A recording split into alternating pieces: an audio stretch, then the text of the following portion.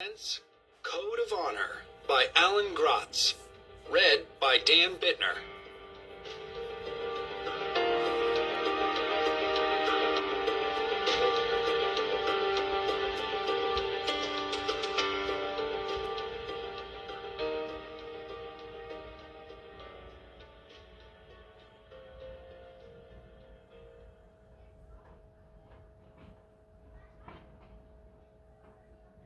A crash like a linebacker colliding with a quarterback woke me, and I shot straight up in bed. I blinked at the clock beside me, trying to make sense of the world. Red numbers glowed in the darkness. 3:23. It was 3:23 in the morning. Why was I awake at 3:23 in the morning? Had I dreamed the crashing sound? "Cameron?" my mother called from down the hall. "Cameron, was that you? Are you all right?" Thunder. No, footsteps. Feet pounding down the hall. Someone was coming for me.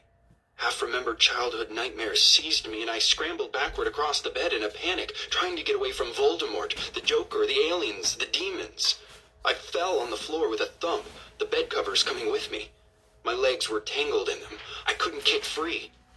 And then they were there. Dark shapes surged into my room, black-on-black silhouettes with hulking shoulders and big round eyes that flashed. My fear made me 5 again. I curled up against the side of the bed like I was playing hide-and-seek with my older brother Darius, hoping he wouldn't see me. But the demons knew where I was. They homed in on me like guided missiles. Rough hands grabbed me, hauled me to my feet, threw me face first on the bed.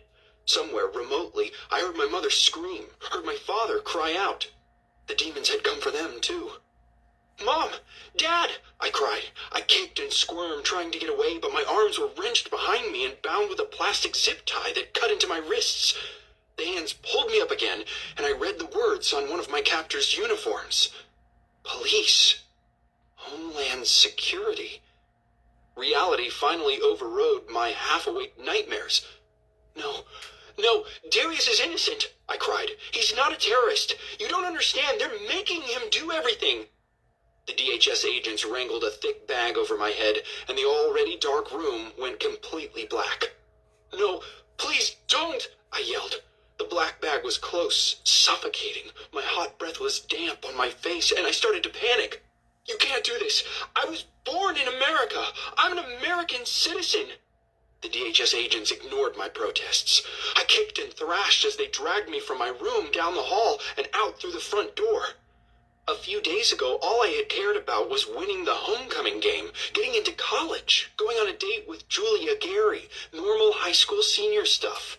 A few days ago, I had been king of the world. Now, I was a prisoner of the United States of America. Chapter 1. A few days ago. Ladies and gentlemen, I give you East Phoenix High School's homecoming king and queen, Cameron Smith and Julia Gary. The crowd clapped and cheered, and Julia and I descended the steps to the dance floor.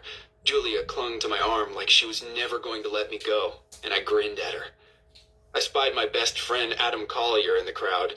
He gave me a deep, flourishing bow like some duke at court, and I laughed. Even though Adam and I had joked around about the homecoming dance, I had to admit that being crowned king, especially alongside Julia, felt pretty amazing. When Julia and I got to the middle of the dance floor for our spotlight dance, the DJ played that old Green Day song, "Time of Your Life."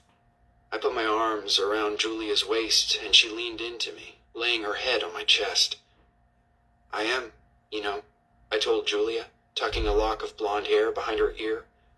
"Having the time of my life. With you." I didn't even care if it sounded cheesy. I meant every word. Julia stood on her toes to kiss me, which made my head tingle like always. I loved Julia. There, I said it. I maybe hadn't said it out loud to her yet, but she had to know it. Julia was smart, funny, and way cute. We'd been dating for 2 months, and I didn't know what we were going to do when I left Arizona for West Point next year. But this was definitely not the night to think about that. The DJ slid into a bouncing hip-hop song, and kids streamed onto the dance floor, hopping and waving their arms. Adam and some of my other football teammates and their dates surrounded us, shouting their congratulations. "Double congrats," Adam said, punching my arm. He glanced around at our teammates. "Did you all know there was a college scout at the game tonight? From the University of Colorado. Pac-12, that's big time. And Cameron put on a show for him." I shrugged and blushed. I hadn't told anybody else about the scout, not even Julia, because I didn't want to make a big deal out of it. I was committed to going to West Point and playing for Army anyway. But it had still made me play harder, knowing the scout was there in the stands. I'd had the best game of my high school career, scoring 3 touchdowns. "I wouldn't have run for all those yards without the offensive line stepping up," I said. "That last touchdown was me just following Antonio into the end zone." Adam scoffed. "Dude, you're too modest. This guy's going to the Super Bowl one day," he told everybody. "Yeah, I don't think so." "No, I mean it," Adam said. He pulled out his phone and brought up a photo. Fanned out on a table were 4 oversized silver tickets, each with a picture of the Vince Lombardi trophy and Super Bowl 49 written across the top. "We're going to the Super Bowl, amigo!" If anything could make me stop dancing with Julia, it was that. I took the phone from Adam and stared at the screen. I couldn't believe what I was seeing. He got them? This year's Super Bowl was going to be in Arizona, right across town in Glendale. Adam's dad was a big shot at a Phoenix bank, and he'd put in for some of the tickets the company got for being corporate sponsors. But Adam and I never thought Mr. Collier would actually get them. Adam beamed. "Yep, one for my dad, one for my mom, one for me, and one for you." I shook my head, still staring at the tickets. Beside me, Julia squeezed my arm. She knew how much I wanted this. But then I saw the price on one of the tickets and my eyeballs almost popped out of my head. Each ticket was $700. I was looking at $2,800 worth of football tickets, way more if you considered what you could get for scalping them once the Super Bowl teams were settled. I handed the phone back, feeling sick to my stomach. "I can't," I told Adam. It just about killed me to say it. But my dad was an assistant professor at Arizona State, and my mom worked at a horse ranch out in Apache Junction. There was no way I could afford a ticket to the Super Bowl.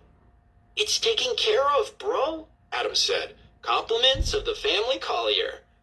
Adam was an only child. I'd been like a brother to him most of my life, but still. "No, I can't, really," I said again. "Will you get this idiot out of here before he says no to a free ticket to the Super Bowl again?" Adam asked Julia. "Gladly," she said. She pulled me over to the snack table, ladling punch into cups for each of us. We sipped our drinks, my mind still spinning from Adam's offer. "You should totally go," Julia told me, a smile in her voice. "Don't feel guilty about it." I chuckled, grateful that she knew me so well. I put my arm around her and leaned down to kiss her again. "Woo! Yeah, kissy kissy!" an obnoxious voice yelled over the music. I turned around thinking somebody was making fun of us, but it was a gang of senior boys giving an underclassman and his date a hard time. The kid who'd shouted was a senior named Jeremy Vaca.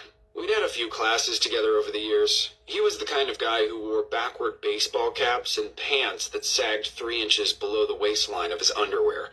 I'd always thought he was kind of a jerk, but he'd never bothered me, so I never paid much attention to him. "Oh, God," Julia said, nodding toward the underclassmen. "Seamus, Laurie, and Anne Henry." "Who, the little guys? You know them?" The girl Anne was petite and red-haired, wearing a modest white dress with a big pink bow on the back. Seamus was short and gangly, with a huge ball of curly brown hair that circled his head like a space helmet. He was exactly the type of guy who attracted bullies, and he hadn't helped matters by overdressing for the homecoming dance. He wore a powder blue tuxedo with a white ruffly shirt. "They're in the fall play with me," Julia said. "They're super sweet." Jeremy flicked a finger at Seamus's ruffled shirt. Nice tuxedo, dorkwad. You two look like you're going to a dork wedding. You don't have to marry her, you know. Jeremy shoved Seamus aside. Can I cut in? He grabbed Anne around the waist, laughing in her face. Anne scowled and tried to twist away from Jeremy, but Seamus only stared helplessly at the ground. God, had I ever been that small? I couldn't watch anymore. I pulled away from Julia and pushed in between Jeremy and Anne. All right, Vaca, you've had your fun, I said. Why don't you leave them alone? Jeremy took a step back, looking at me like I was something his dog had barfed up on the carpet. And why don't you mind your own business? He said. Towelhead. Chapter 2.